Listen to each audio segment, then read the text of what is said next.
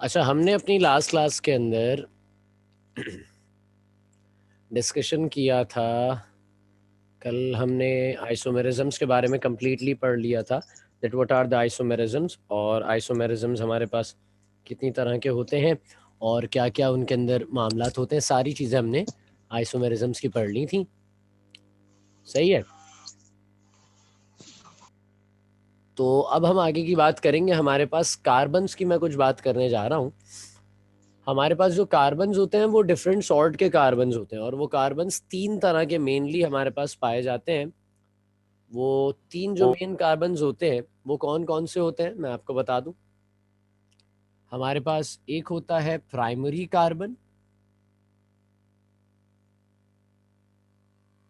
एक होता है सेकेंडरी कार्बन,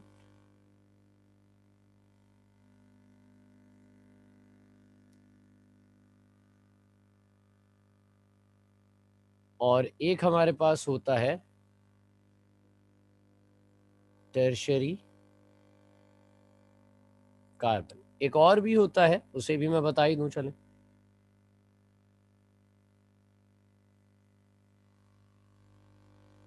क्वार्टरनरी कार्बन। हमारे पास ये डिफरेंट सॉर्ट के कार्बन्स होते हैं जिनके बारे में हम स्टडी करेंगे। अभी हम देखेंगे कि ये कार्बन्स कितनी तरह के और कौन कौन सी टाइप्स के हमारे पास हैं, और ये कौन होते हैं, कार्बन्स कैसे होते हैं। तो ये डिफरेंट सॉर्ट है कार्बन्स के हमारे पास, प्राइमरी, सेकेंडरी और टर्शरी, और फिर हमारे पास क्वार्टरनरी कार्बन। अब मैं आपके पास एक चेन बनाने जा रहा हूँ। उस चेन को ज़रा गौर से देखना है कि उस चेन के अंदर कौन सा प्राइमरी है, कौन सा सेकेंडरी है और कौन सा टर्शरी है। अच्छा भाई,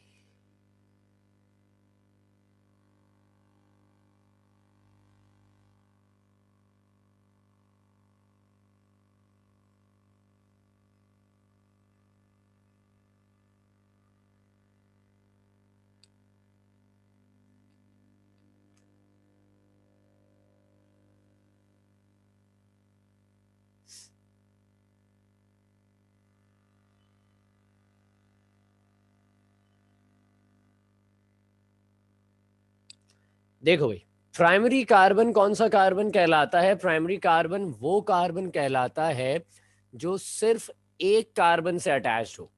प्राइमरी कार्बन वो कार्बन होता है जो सिर्फ किसी एक कार्बन से अटैच्ड हो। आप यहां पर देख रहे हैं इस कार्बन को। ये कार्बन एक हाइड्रोजन से बॉन्ड, दूसरा हाइड्रोजन से बॉन्ड, तीसरा हाइड्रोजन से बॉन्ड और चौथा बॉन्ड कार्बन से, यानी कि इस कार्बन ने चार बॉन्ड्स में से, कार्बन की टोटल चार वैलेंसीज होती हैं, वो चार वैलेंसीज पूरी करता है हमेशा। इस कार्बन ने अपनी चार वैलेंसीज में से तीन वैलेंसीज हाइड्रोजन के साथ बांटी हुई हैं और एक बॉन्ड बनाया है, सिर्फ एक बॉन्ड, सिर्फ एक बॉन्ड इसने बनाया हुआ है कार्बन के साथ। तो सिर्फ इस एक बॉन्ड की बिना पर, इस एक बॉन्ड की बिना पे, चूंकि इस कार्बन ने, इस फर्स्ट कार्बन ने सिर्फ एक कार्बन के साथ बॉन्ड बनाया है, तो इसे कहेंगे प्राइमरी कार्बन। वो कार्बन जो किसी एक कार्बन से अटैच्ड हो वो कहलाता है प्राइमरी कार्बन।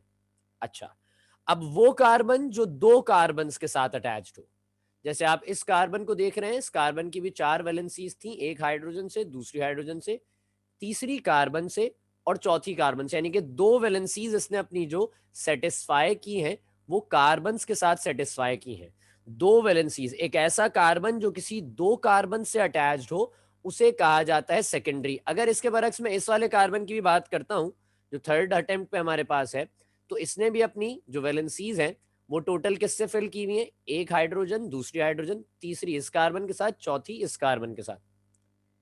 अगर मैं इसके बरक्स इस वाले कार्बन की बात करता हूं तो इस कार्बन ने भी अपनी एक वैलेंसी इस कार्बन के साथ, दूसरी इस कार्बन के साथ, तीसरी, चौथी। अब अगर मैं इस वाले कार्बन को चले इरेज कर देते हैं, हम दो की बात करते हैं खास, क्योंकि इसमें हमारे पास दो और कार्बन भी आ जाएंगे। एक ऐसा कार्बन जो दो कार्बन के साथ अटैच्ड हो, एक ऐसा कार्बन जो दो डिफरेंट कार्बन के साथ अटैच्ड हो, उसे कहते हैं सेकेंडरी कार्बन। क्या कहते हैं उसे? Secondary carbon. यहाँ पे हमारे पास दो सेकेंडरी कार्बन हैं, और दो कौन से हैं? यानी कि एक ये और एक ये दोनों हमारे पास सेकेंडरी कार्बन हैं। ये दोनों हमारे पास क्या है? Secondary carbon.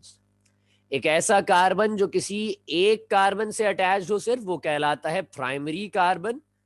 एक ऐसा कार्बन जो 2 कार्बन से अटैच हो वो कहलाएगा सेकेंडरी कार्बन। बात आती है टर्शरी कार्बन की, तो एक ऐसा कार्बन जो 1 2 3 कार्बन से अटैच हो। किससे अटैच हो? 3 कार्बन से अटैच हो। मैं इसका कंपाउंड भी पूरा कर दूं आपके लिए।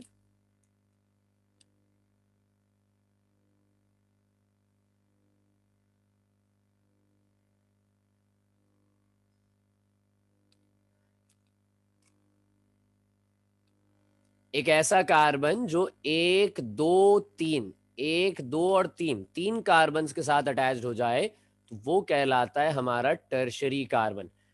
3 सीक्वेंस हो गई। एक ऐसा कार्बन जो 1 कार्बन के साथ अटैच्ड हो वो प्राइमरी, एक ऐसा कार्बन जो 2 कार्बन के साथ अटैच्ड हो वो सेकेंडरी, और एक ऐसा कार्बन जो 3 कार्बन के साथ अटैच्ड हो वो टर्शरी कार्बन कहलाता है। तो टर्शरी वाला कौन सा हुआ? टर्शरी कार्बन हुआ ये वाला कार्बन जो यहाँ पर है। 1 2 और 3 बॉन्ड जिसने बनाए हुए हैं और तीनों कार्बन के साथ बॉन्ड है, तो ये कहलाएगा टर्शरी कार्बन। सवाल आता है सर क्वार्टरनरी कार्बन क्या होगा? क्वार्टरनरी एक कार्बन ऐसा होगा जो 4 कार्बन से अटैच्ड होगा।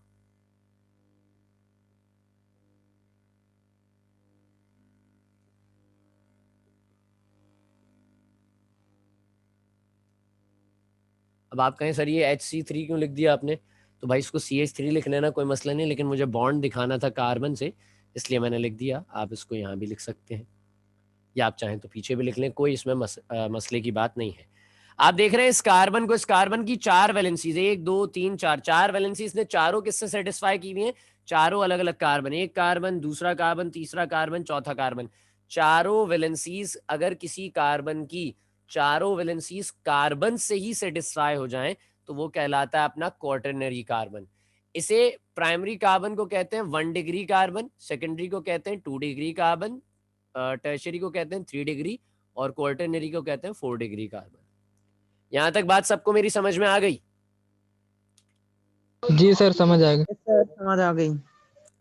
सही है। अच्छा, अब हम समझ लीजिए कि ऑर्गेनिक केमिस्ट्री की जो सबसे खूबसूरत चीज़ है हम उसकी जानिब अब बढ़ रहे हैं, वो है IUPACs और नोमेनक्लेचर। ये कॉपी कर लिया है सबने? रब कर दूं मैं? No sir. जी सर कर दे। जल्दी जल्दी कॉपी कर लो, 1 मिनट और दे रहा हूं मैं, कॉपी कर लो इसको फौरन।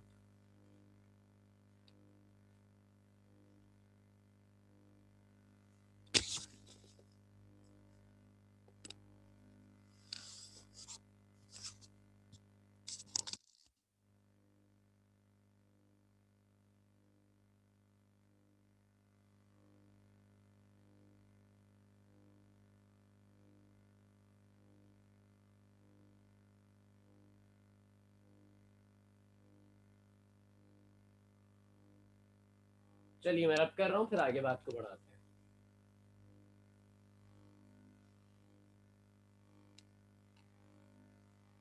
एक ऐसा कार्बन जो किसी एक कार्बन से अटैच हो वो प्राइमरी, एक ऐसा कार्बन जो 2 कार्बन के साथ अटैच्ड हो वो सेकेंडरी, एक ऐसा कार्बन जो 3 कार्बन के साथ अटैच्ड हो वो टर्शरी, और एक ऐसा कार्बन जो 4 कार्बन के साथ अटैच्ड हो वो क्वार्टरनरी कार्बन कहलाता है। आइए स्टार्ट कर लेते हैं।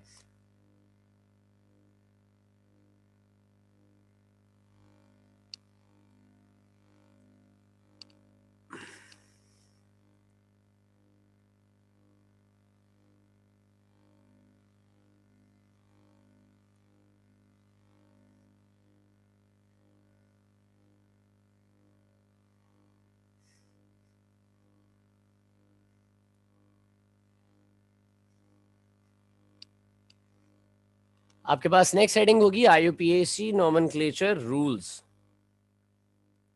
IUPAC nomenclature rules. सबसे पहली इसकी साइड हेडिंग हम डालेंगे बेसिक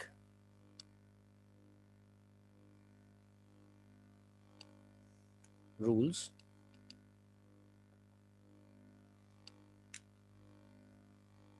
फॉर नेमिंग।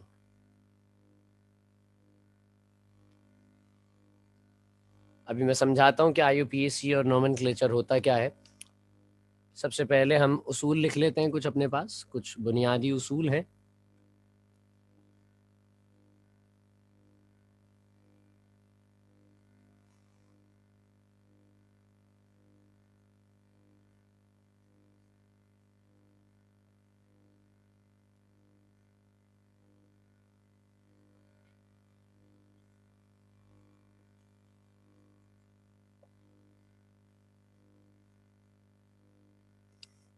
क्या लिखा मैंने? लिखा लॉन्गेस्ट चेन सेलेक्ट करो जहां से भी ज्यादा कार्बन हो।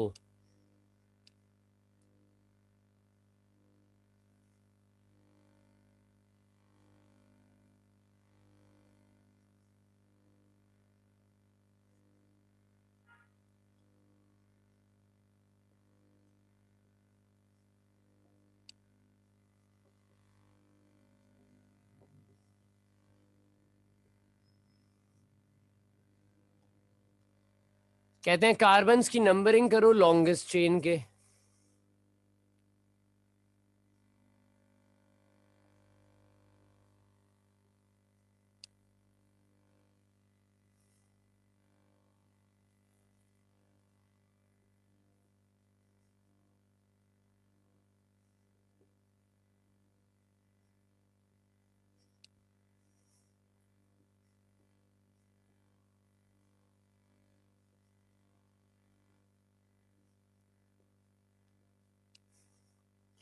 नाम देते वक्त पहले साइड चेन्स को नाम दो, फिर लॉन्गेस्ट चेन को।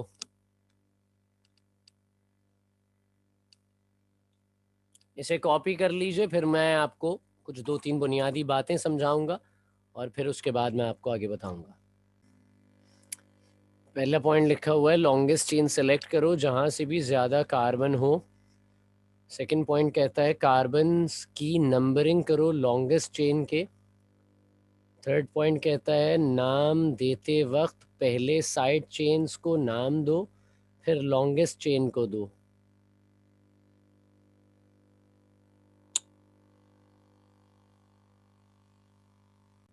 आइए समझते हैं इसको क्या है ये। देखो भाई, 2 लफ्ज लिखे हैं मैंने बोर्ड के सबसे ऊपर, एक है IUPAC और एक है नोमेनक्लेचर। IUPAC क्या होता है? सबसे पहले नोमेनक्लेचर समझाऊं मैं। हाइड्रोकार्बन्स जो होते हैं उनके बड़े जाइंट स्ट्रक्चर्स होते हैं। मिसाल के तौर पर मैं एक छोटा सा आपके सामने बनाऊं।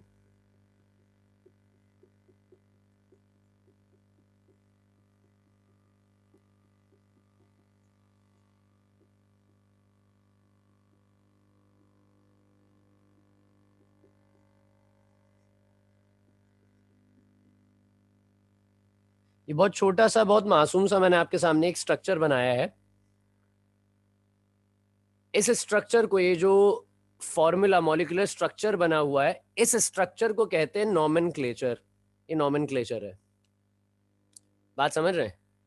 ये क्या है? नोमेनक्लेचर है। इसका जो नाम होता है वो IUPAC, एक रूल्स होते हैं उनके तहत IUPAC नेमिंग होती है। बेसिकली इस स्ट्रक्चर को नाम दिया जाएगा, उसे IUPACs कहते हैं। क्या कहते हैं उसे? IUPAC कहा जाता है। ये एक स्टैंडर्ड रूल है इंटरनेशनल लेवल का, जिसके हिसाब से आप किसी ऑर्गेनिक कंपाउंड को नाम दे सकते हैं। बात आप मेरी समझते हैं? सर एक बार फिर बता दें। मैंने कहा कि ये एक स्ट्रक्चर सामने बना हुआ है। इस स्ट्रक्चर को, ये जो आपके सामने एक स्ट्रक्चर बना हुआ है कुछ इस शेप का, ये जो एक स्ट्रक्चर है, इस स्ट्रक्चर को, ये जो मॉलिक्यूलर स्ट्रक्चर बना हुआ है कंपाउंड का, इस कंपाउंड को, ये जो स्ट्रक्चर है, इस स्ट्रक्चर को नोमेनक्लेचर कहते हैं। ये बेसिकली मॉलिक्यूलर स्ट्रक्चर बना हुआ है। इसको जो हम नाम देते हैं वो IUPAC के हिसाब से देते हैं। एक स्टैंडर्ड रूल होते हैं IUPAC, एक इंटरनेशनल लेवल पर स्टैंडर्ड रूल है ऑर्गेनिक कंपाउंड्स को नाम देने का, हाइड्रोकार्बन्स को नाम देने का। उसके हिसाब से हम इनको नाम देते हैं। सही है। अब हमने अपने 3 तरह के कंपाउंड्स तो अभी देखे, जिसमें 2 मेजर हेडिंग्स बेसिकली सैचुरेटेड और अनसैचुरेटेड, जिसमें अल्केन्स, अल्कीन्स और अल्काइंस थे। फिलहाल इस चैप्टर में हम जो IUPAC पढ़ेंगे वो अल्केन्स की पढ़ेंगे, अल्कीन्स की पढ़ेंगे और अल्काइंस की पढ़ेंगे। इन 3 की पढ़ते हैं। बात यहां तक समझते हैं आप मेरी? जी सर। अब वो अल्केन और अल्कीन और अल्काइन जो हैं इनके रूल्स अलग हैं, इनके रूल्स नहीं लिखवाए मैंने आपको, अभी हम लिखेंगे अल्केन्स के रूल। इनके रूल्स नहीं लिखवाए मैंने आपको, अभी हम अल्केन्स के रूल लिखेंगे। ये जो सामने लिखे हुए ये बेसिक रूल्स हैं, ये तीनों पे फॉलो होंगे।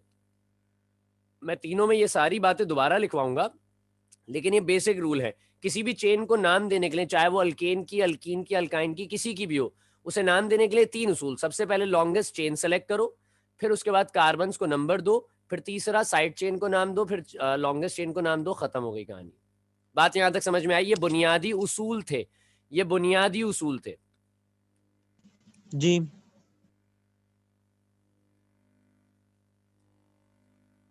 आइए स्टार्ट करते हैं जरा।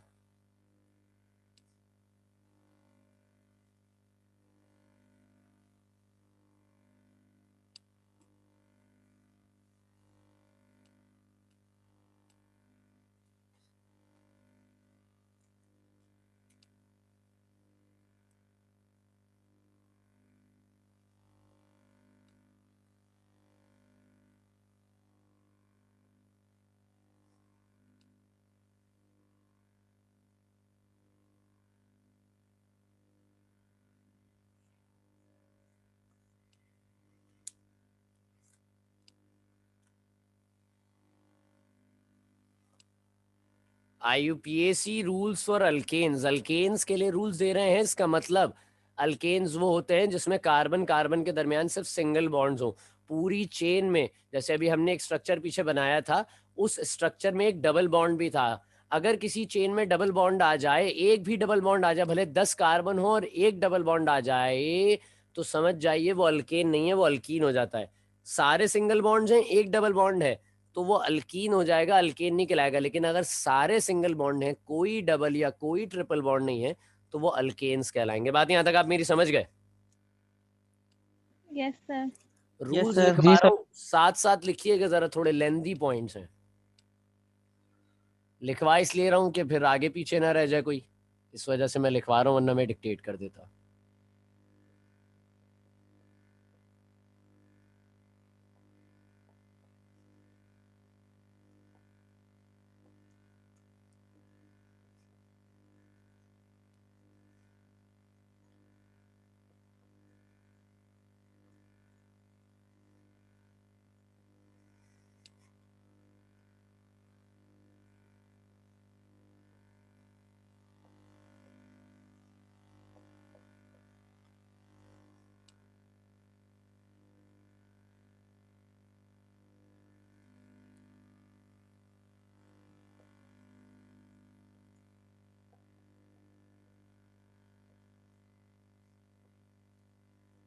सर बोर्ड क्लियर नहीं है।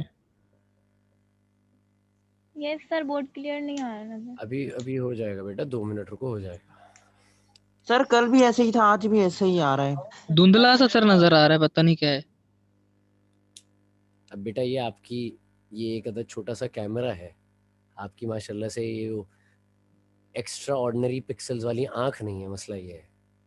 तो इससे थोड़ा सा वक्त लग जाएगा, ये जो है वो सेट कर लेगा तो फिर आ जाएगा नज़र, या मैं जब सामने से हट जाऊंगा तो नज़र आ जाएगा।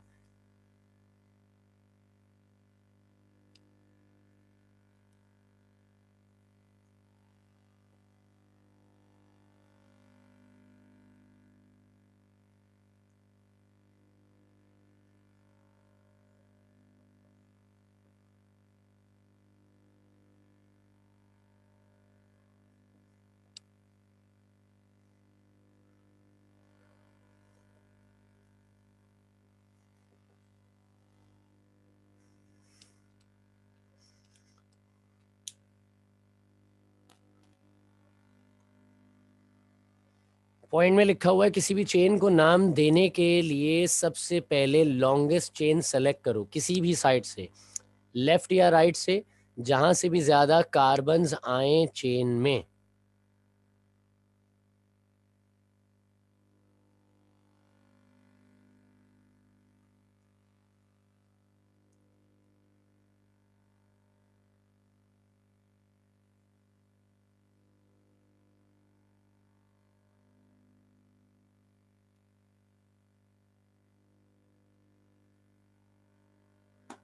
अभी बोर्ड क्लियर है? या अभी भी नहीं आ रहा? यस सर, अब क्लियर है। यस सर, अभी ठीक आ रहा है।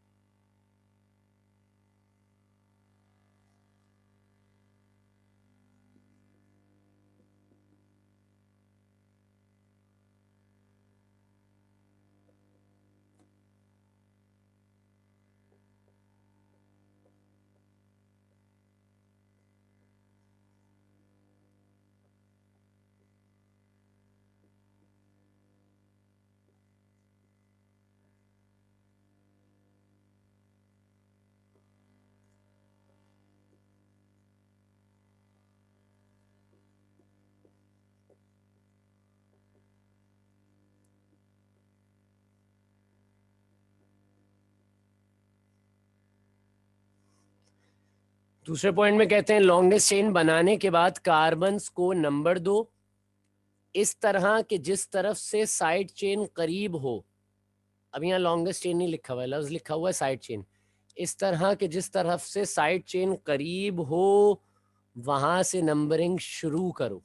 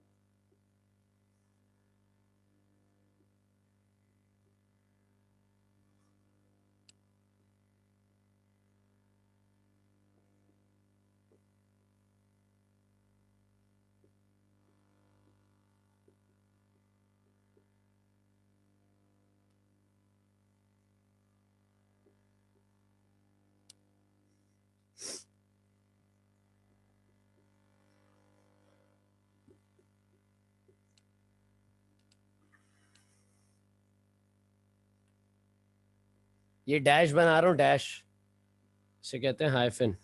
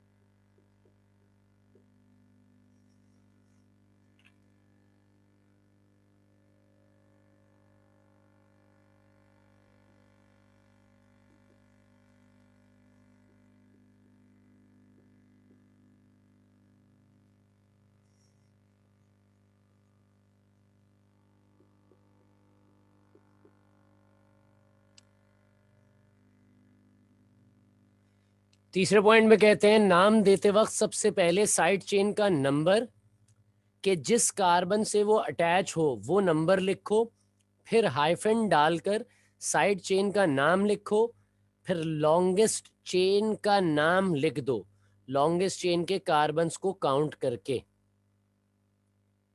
यहां तक सबने कॉपी कर लिया? नहीं सर, अभी कॉपी नहीं किया है। मैं ऊपर से एक पॉइंट रब कर रहा हूँ, ऊपर वाला फर्स्ट पॉइंट रब कर रहा हूँ मैं। आप कॉपी करते जाइए नीचे से।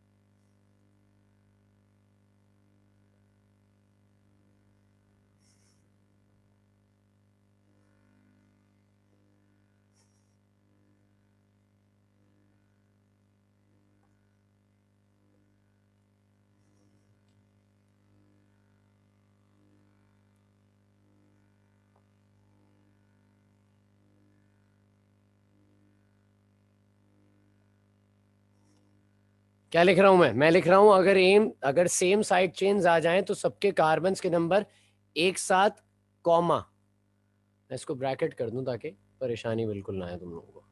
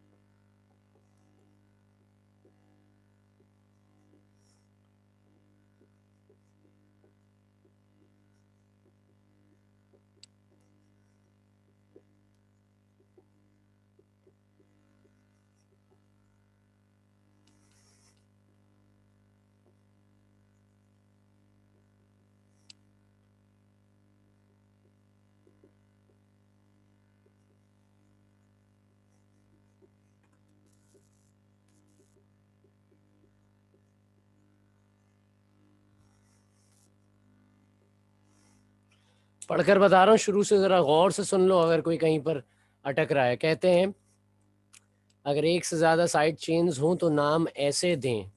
दो तरीक़े बताए गए हैं। अगर एक से ज़्यादा साइड चेन्स हो ना तो दो ही रास्ते हो सकते हैं, तो सेम साइड चेन्स होंगी एक से ज़्यादा, या अलग अलग होंगी सारी। कह रहे हैं अगर सेम साइड चेन्स आ जाएं तो सबके कार्बन्स के नंबर एक साथ कॉमा डालकर लिखो, फिर डैश डालकर उनकी तादाद यानी कि कितनी है, हो सकता है दो सेम साइड चेन्स हो, तीन सेम साइड चेन्स हो जिनको आपको एक साथ लिखना हो ना। तो अगर दो हैं तो डाई, तीन हैं तो ट्राई, चार हैं तो टेट्रा, इसी तरह काउंटिंग मैंने आपको लिखवाई हुई है, पेंटा, हेक्सा, हेप्टा, ऑक्टा, नोना और डेका। इस तरह से लिखो, फिर साथ ही नाम लिख दो, और फिर आखिर का मामला सारा सेम रहेगा कि आपने साइड चेन, जब पूरी साइड चेन निपटा देते हैं फिर उसके बाद लॉन्गेस्ट चेन का नाम लिखते हैं। अगर एक से ज़्यादा, अगला रास्ता क्या हो सकता है, अगली पॉसिबिलिटी क्या है, अगर एक से ज़्यादा अलग अलग साइड चेन्स आ जाएं तो उनके नामों में अल्फ़ाबेटिकल ऑर्डर के हिसाब से, जैसे हो सकता है एक साइड चेन आ जाए मिथाइल, इथाइल और प्रोपाइल, तो आपने देखा भाई एक है मिथाइल एम से शुरू हो रही है, एक है इथाइल ई से शुरू हो रही है, और एक है प्रोपाइल पी से शुरू हो रही है। तो इन तीनों में से मिथाइल एम से आ रही है, इथाइल ई से आ रही है, प्रोपाइल पी से आ रही है। अल्फ़ाबेटिकल ऑर्डर में सबसे पहले कौन सा अल्फ़ाबेट आता है?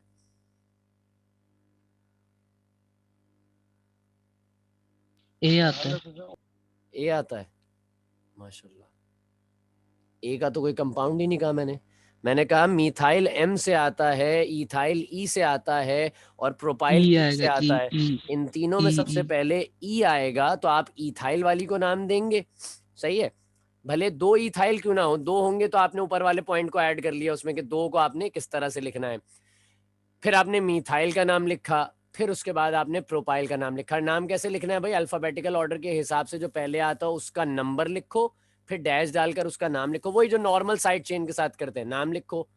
अब अगली साइड चेन में जाने से पहले बीच में कॉमा डाल दो, कॉमा डालकर दूसरी साइड चेन के मामला जो भी थे उसका नंबर लिखना है, फिर डैश डालना है, फिर नाम लिखना है। सारा मामला साइड चेन को रिप्रेजेंट करके करने का तरीका क्या है? सबसे पहले उसका नंबर, फिर उसके बाद डैश, फिर उसका नाम। ये तीन चीजें हैं साइड चेन के हक में। तीन बातें हैं साइड चेन की, उसका नंबर, फिर डैश, फिर उसका नाम। ये तीन बातें साइड चेन की हैं, सही है। मामलात, दूसरी साइड चेन के मामलात को देखो, और जब सारी साइड चेन्स खत्म हो जाएं तो आखिर में लॉन्गेस्ट चेन का नाम लिख दो। यहां तक सबने कॉपी कर लिया? मुझे बोर्ड रब करना है, जल्दी बताओ। Yes sir. जी सर, कॉपी हो गया। जी सर, हो गया कॉपी। ये पॉइंट्स ऐसे हैं कि आप आज नहीं 10 साल के बाद भी अगर इस रजिस्टर को उठाएंगे और आपने कहा कि यार मैं ज़रा IUPAC नेमिंग पढ़ लूँ कि IUPAC नेमिंग कैसे करते हैं, क्योंकि पेपर्स के टाइम तक तो सबको याद रहेगा ना, इतनी प्रैक्टिस करवाऊंगा भी मैं तो याद हो जाएगा। अगर उसके बाद याद ना भी रहे ना तो सिर्फ ये रजिस्टर उठाकर ये पॉइंट्स पढ़ लीजिएगा। आप पॉइंट्स पढ़ लेंगे, आपको सारी कहानी दोबारा से समझ में आ जाएगी कि ये काम कैसे होता है।